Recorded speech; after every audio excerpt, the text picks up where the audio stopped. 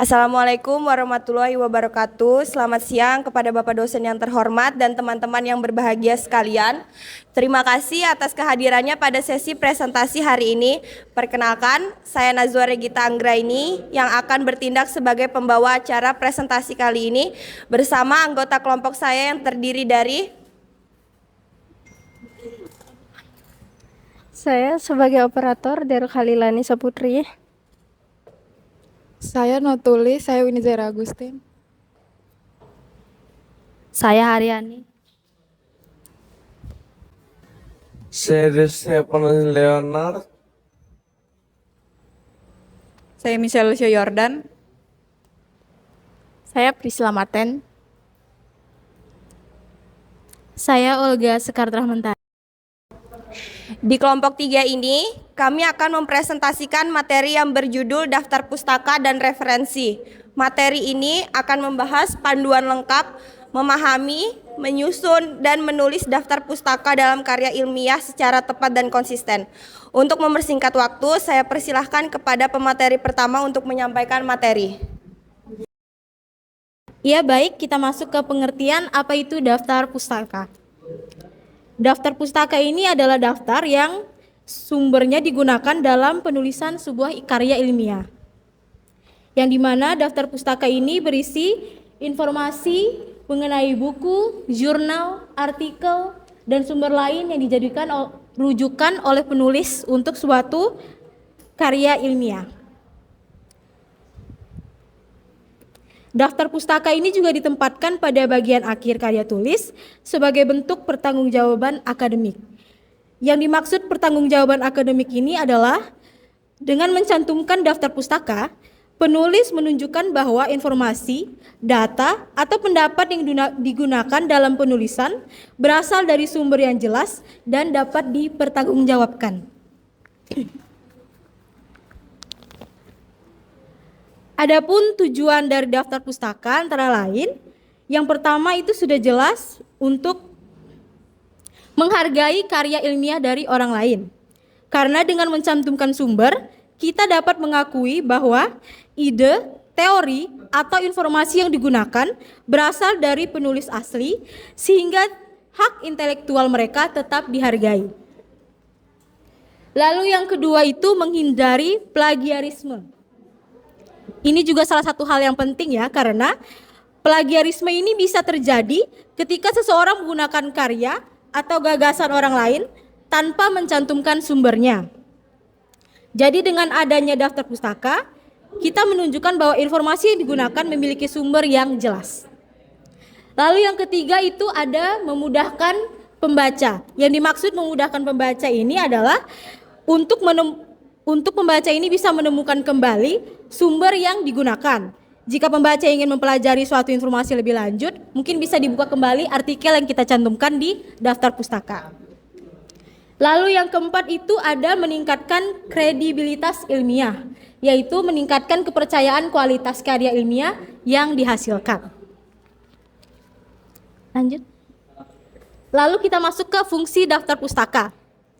Fungsi daftar pustaka yang pertama ini sebagai bukti sumber informasi, yang dimana kita ingin membuktikan bahwa informasi yang kita gunakan itu berasal dari sumber yang valid. Lalu yang kedua itu untuk memperkuat argumen. Lalu yang ketiga itu menunjukkan kualitas penelitian. Lalu yang keempat itu verifikasi data. Mengapa fungsi ini penting?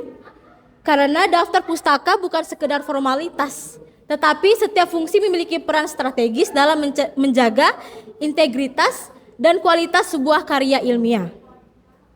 Lalu tanpa daftar pustaka juga yang baik, karya tulis kehilangan landasan ilmiahnya. Daftar pustaka yang lengkap menunjukkan bahwa penulis telah melakukan kajian mendalam terhadap topik yang dibahas. Sekian, terima kasih. Oke, di slide seterusnya manfaat daftar pustaka. Yang pertama itu kepercayaan pembaca. Di sini slide ini meningkatkan kepercayaan pembaca, di mana dengan adanya daftar pustaka, pembaca dapat mengetahui bahwa informasi yang digunakan berasal dari sumber yang jelas, yang dapat dipercaya. Dan yang kedua itu penelitian lanjutan. Mendukung penelitian lanjutan, penelitian lain dapat digunakan menggunakan sumber yang sama untuk mengembangkan penelitian yang lebih dalam. Yang ketiga ada kejujuran akademik. Dengan mencantumkan sumber referensi, penulis menghargai karya orang lain dengan menghindari plagiarisme. Menunjukkan sikap jujur dan tanggung jawab secara akademik terhadap karya orang lain. Yang terakhir ada acuan pengembangan ilmu. Dengan referensi dan landasan bagi pengembangan ilmu dan pengetahuan di masa mendatang, daftar pusaka dapat menjadi landasan bagi penelitian dan pengembangan ilmu pengetahuan di masa yang akan datang. Jenis sumber referensi, ada beberapa jenisnya. Sini yang pertama itu ada buku, seperti buku teks, monograf maupun buku digital yang berkaitan dengan topik penelitian berdasarkan buku tersebut. Yang kedua itu jurnal ilmiah, artikel penelitian yang diterbitkan dalam jurnal bereputasi. Yang kedua ini adalah jurnal ilmiah, yaitu artikel hasil penelitian yang dihasilkan oleh jurnal akademik. Yang ketiga adalah artikel dan website, di mana yaitu informasi yang diperoleh oleh situs resmi dan sumber terpercaya di internet. Karya yang terakhir ada karya akademik, ada skripsi, tesis, disertasi, dan dokumen resmi pemerintah. Next.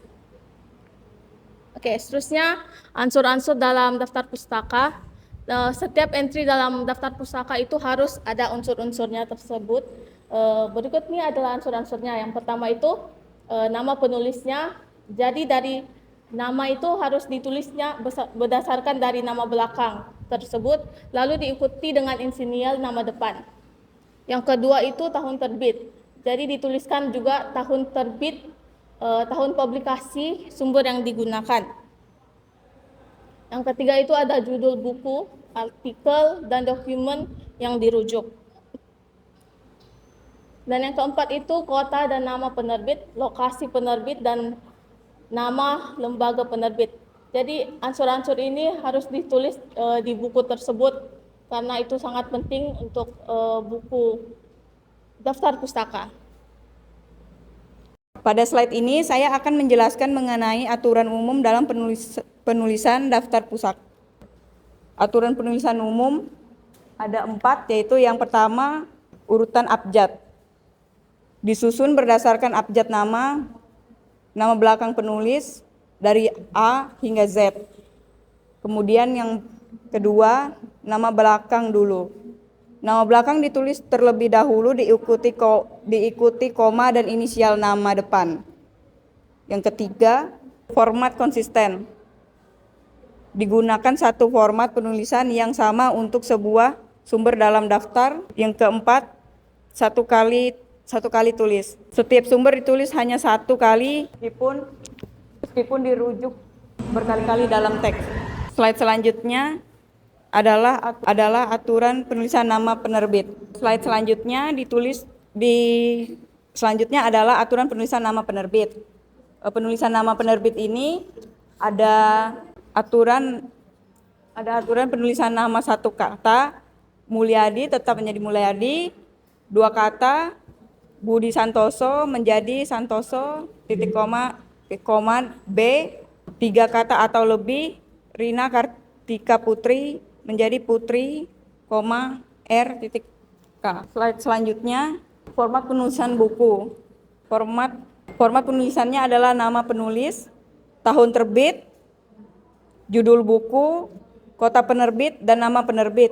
Contohnya adalah Sugiono 2003, metode penelitian kuantitatif, Bandung, Alfa Beta. Lanjut slide 11, format penulis buku.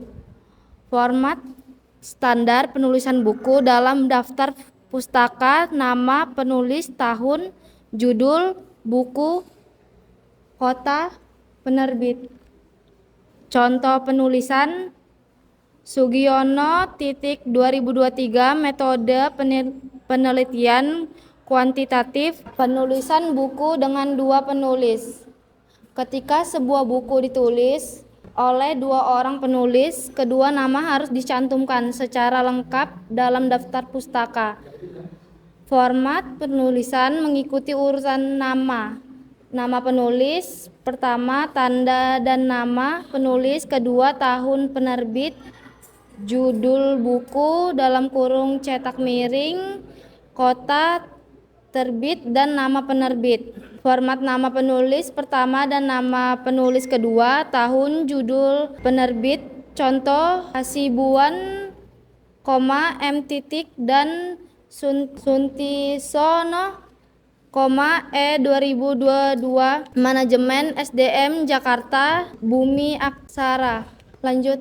Penulisan buku dengan lebih dari 3 penulis ketika buku memiliki lebih dari 3 penulis.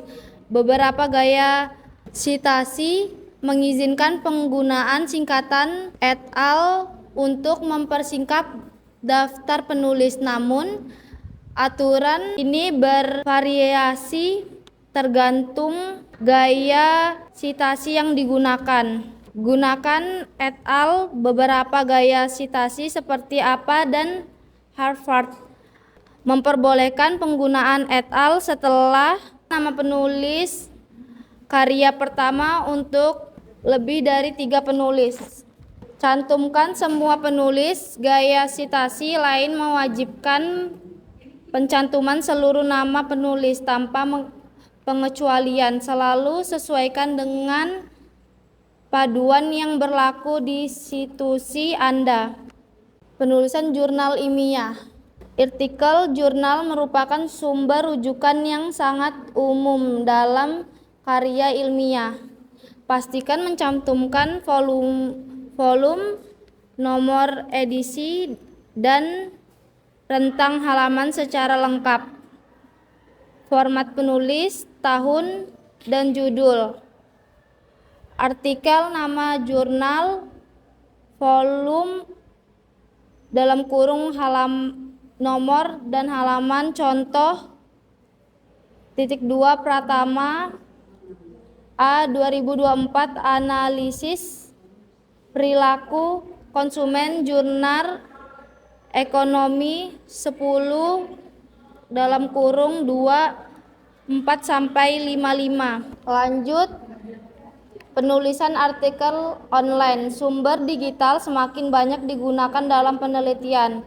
Pastikan mencantumkan URL lengkap agar pembaca dapat mengakses sumber yang sama. Yang pertama itu penulis, nama individu atau lembaga yang menerbitkan artikel. Tahun publikasi artikel secara online. Judul artikel yang dirujuk secara lengkap, URL, alamat website tempat artikel diakses. Contoh Kemdikbud 2024, literasi digital diakses dari website resmi Kemdikbud. Penulisan website. Referensi dari website harus dicantumkan dengan format karena konten digital dapat berubah atau dihapus. Sertakan tanggal akses untuk memastikan keabsahan rujukan. Cantumkan nama penulis atau lembaga penerbit. Tuliskan alamat website lengkap dalam kurung URL. Sertakan tahun publikasi konten. Cantumkan tanggal akses jika diperlukan. Baik, kita masuk ke slide selanjutnya, yaitu penulisan skripsi dan tesis. Karya ilmiah seperti skripsi, tesis, dan disertasi itu merupakan sumber primer yang penting. Pastikan mencantumkan jenis karya dan universitas secara lengkap. Jadi selain website, sumber referensi juga bisa berasal dari karya ilmiah seperti skripsi, tesis, dan disertasi. Dalam penulisannya, kita harus mencantumkan nama penulis, tahun terbit, judul karya, jenis karya ilmiah, serta nama universitas. Hal ini bertujuan agar pembaca dapat mengetahui dan menemukan sumber yang digunakan dengan mudah. Jadi di sini ada contohnya seperti format penulis, tahun, judul, jenis karya ilmiah, nama universitas. Lalu contoh di bawahnya yaitu Putri, R 2024 itu tahunnya. Lalu jenis karya ilmiahnya yaitu analisis kepuasan pelanggan. Lalu nama universitasnya Universitas Mula Warman. Jadi seperti ini ya, seperti skripsi yaitu karya ilmiah S1, tesis karya ilmiah S2, disertasi itu karya ilmiah S3. Jadi skripsi merupakan karya ilmiah yang disusun oleh mahasiswa program sarjana atau S1. Tesis merupakan karya ilmiah untuk jenjang magister atau S2. Lalu disertasi adalah karya ilmiah yang disusun pada jenjang dokter atau S3. Lalu slide berikutnya, gaya sitasi yang umum digunakan. Setiap disiplin ilmu cenderung menggunakan gaya sitasi tertentu. Memilih gaya yang tepat memastikan konsistensi dan kemudahan identifikasi sumber. Seperti ada contohnya seperti APA style, yaitu banyak digunakan dalam ilmu sosial, psikologi, dan pendidikan. Lalu ada MLA style, yaitu populer di bidang sastra, bahasa, dan humaniora. Lalu ada juga Chicago style, yaitu digunakan dalam sejarah, bisnis, dan penerbitan akademik. Lalu ada juga Harvard style, yaitu digunakan untuk sistem author date yang mudah digunakan dalam penelitian akademik. Lalu terakhir ada EAAA style, yaitu standar dalam bidang teknik, komputer, dan teknologi. Sekian, terima kasih. Seterusnya saya akan menjelaskan APA style atau American Psychological Association style adalah salah satu gaya sitasi paling populer di dunia akademik, terutama dalam bidang ilmu sosial, psikologi, dan pendidikan. Nama yang pertama itu nama dan tahun, digunakan format penulis sama tahunnya. Contohnya seperti Saigar, 2023 atau Saigar dalam kurung 2023 menyatakan titik. Dan yang kedua itu sederhana dan sistematis. Struktur yang konsisten mempermudah pembaca untuk mengidentifikasi sumber tersebut. Dan yang ketiga itu ada daftar pustaka, semua sumber disusun secara alfabetis di akhir dokumen tersebut. Terusnya adalah MLS style atau Modern Language Association style. Banyak digunakan dalam bidang sastra, bahasa dan seni, dan humaniora. Gaya ini lebih menekankan bahwa identitas penulis dan lokasi kutipan tersebut. Fokus yang pertamanya itu fokus pada penulis dan halaman. Jadi dalam kutipan dalam teks mencantumkan nama dan nomor halaman bukan tahunnya. Yang kedua itu tahun tidak nominal. Dalam publikasi tidak menjadi elemen utama dalam kutipan dalam teks tersebut. Worksite. Daftar sumber disebut worksite yang disebut alfabetis. 4 kesalahan yang sering terjadi. 1. Nama penulis salah. Pengejaan nama yang keliru atau urutan nama depan belakang yang tidak sesuai format. 2. Format tidak konsisten. Mencampur gaya apa, malah atau Harvard dalam satu dokumen yang sama. 3. Tahun terbit tidak dicantumkan. Meninggalkan tahun publikasi membuat pembaca sulit melacak sumber asli. 4. Sumber tidak lengkap. Melewatkan detail penting seperti nomor halaman, volume jurnal, atau nama penerbit. Cara menghindari masalah. 1. Sumber sejak awal. Rekam semua informasi biologi saat membaca, jangan menunda hingga akhir. 2. Gunakan satu gaya sitasi. Pilih format apa, malah atau Chicago, dan terapkan secara konsisten di seluruh karya. 3. Periksa kembali daftar pustaka. Lakukan pengecekan akhir untuk memastikan kelengkapan dan konsisten setiap entry. 4. Manfaatkan aplikasi referensi. Gunakan Mendeley atau Zotero atau EndNote untuk mengelola dan membantu situasi secara otomatis. Aplikasi pengelola referensi. 1. Platform gratis dengan fitur kolaborasi dan penyimpanan cloud cocok untuk peneliti pemula. Zotero, open source dan ringan. Integrasi langsung dengan browser. Contoh daftar pustaka dan kesimpulan. Inti yang perlu diingat. 1. Daftar pustaka adalah bentuk penghargaan terhadap karya orang lain. 2. Penulis harus konsisten dan sesuai aturan gaya sitasi. 3. Penjaga integrasi akademik dan kredibilitas penelitian. 4. Gunakan alat bantu untuk menghindari kesalahan teknis. Sekian, terima kasih. Terima kasih kepada pemateri atas penjelasannya. Selanjutnya kami membuka sesi tanya jawab. Bagi teman-teman yang ingin bertanya, kami persilahkan. Sebelumnya, perkenalkan saya Selviar Duksuma dari kelompok 2. Izin bertanya, jika kita mengambil informasi dari jurnal dan website dalam satu karya ilmiah, bagaimana cara menyusun daftar pustakanya agar tetap konsisten? Terima kasih. Perkenalkan, saya Cinta Angelina Kiroyan dari kelompok 2. Saya izin bertanya, bagaimana cara menulis daftar pustaka jika sebuah buku memiliki lebih dari 3 penulis? Terima kasih. Perkenalkan, nama saya Astiani Polo Padang dari kelompok 2. Izin bertanya, apa yang akan terjadi terhadap kredibilitas karya ilmiah jika daftar pustakanya tidak lengkap atau salah? Terima kasih. Baik, perkenalkan saya Shunurul Fadila, perwakilan dari kelompok 1. Izin bertanya, jika informasi yang digunakan berasal dari website yang tidak mencantumkan nama penulis dan tahun publikasi, bagaimana cara menuliskannya dalam daftar pustaka? Itu saja, sekian dan terima kasih. Baik, perkenalkan saya Angel Christy dari kelompok 1. Pertanyaan saya adalah, apakah sebuah karya ilmiah tetap dapat dianggap valid jika isi pembahasannya baik tetapi daftar pustakanya tidak lengkap? Jelaskan alasannya. Terima kasih.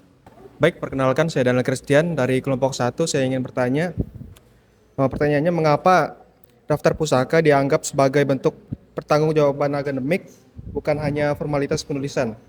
Itu saja, terima kasih. Baik, terima kasih kepada teman-teman yang sudah bertanya. Selanjutnya pertanyaan akan dijawab dari para pemateri kami.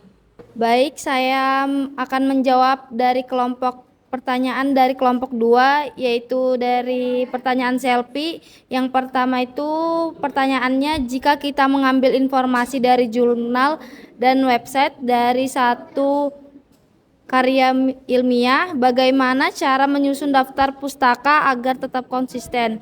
Menurut saya, daftar pustaka tetap disusun menggunakan satu gaya sitasi yang sama, misalnya Harvard Style.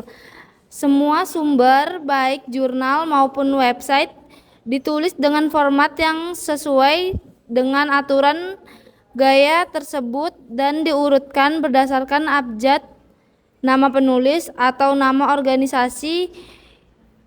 Jangan mencampurkan beberapa format penulisan dalam satu daftar pustaka agar terlihat rapi dan sesuai standar akademik. Oke, sekian, terima kasih. Seterusnya saya akan menjawab pertanyaan dari kelompok 2 dari Asti.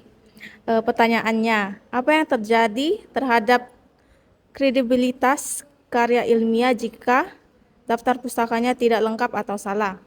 Jadi, jika daftar pustaka tidak lengkap atau salah, maka kredibilitas dan kepercayaan terhadap karya ilmiah akan menurun. Pembaca kesulitan memverifikasi sumber yang digunakan, dapat dianggap sebagai pelanggaran etika akademik atau plagiarisme. Dan juga kualitas penelitian dipertanyakan karena sumber yang digunakan tidak dapat ditelusuri dengan jelas. Jadi, jika daftar pustaka yang benar dan lengkap itu menunjukkan bahwa penulis melakukan penelitian secara jujur, akademis, dan dapat dipertanggungjawabkan. Terima kasih. Selanjutnya, saya akan menjawab pertanyaan Aisyah dari kelompok 1. Pertanyaan itu, jika informasi yang berasal dari website yang tidak mencantumkan nama dan tahun publikasi, bagaimana cara menuliskan dalam daftar pustaka? Jika informasi yang berasal dari website tidak mencantumkan nama penulis dan tahun publikasi, maka pada daftar pustaka nama penulis dapat diganti dengan nama organisasi atau judul halaman website. Sementara itu, tahun publikasi diganti dengan keterangan T.T yang berarti tanpa tahun. Selain itu, tanggal akses website juga sebaiknya dicantumkan karena informasi pada website dapat berubah sewaktu-waktu. Sekian, terima kasih. Baik, terima kasih kepada Cinta. Dari kelompok 2 saya akan menjawab pertanyaannya. Pertanyaannya yaitu bagaimana cara menulis daftar pustaka jika sebuah buku memiliki lebih dari 3 penulis. Izin kami menjawab. Dalam penulisan daftar pustaka, cara penulisan harus tetap mengikuti aturan dari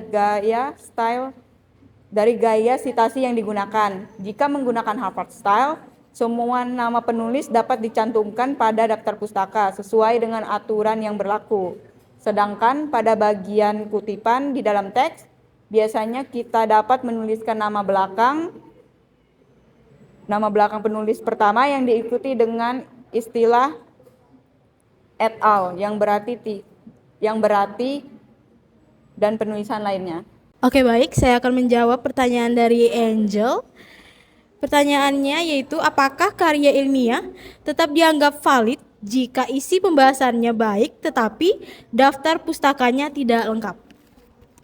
Jadi, karya ilmiah tersebut belum dapat dianggap sepenuhnya valid karena meskipun isi pembahasannya baik dan argumentasinya kuat, daftar pustaka yang tidak lengkap ini akan menyulitkan pembaca untuk memverifikasi sumber informasi yang digunakan.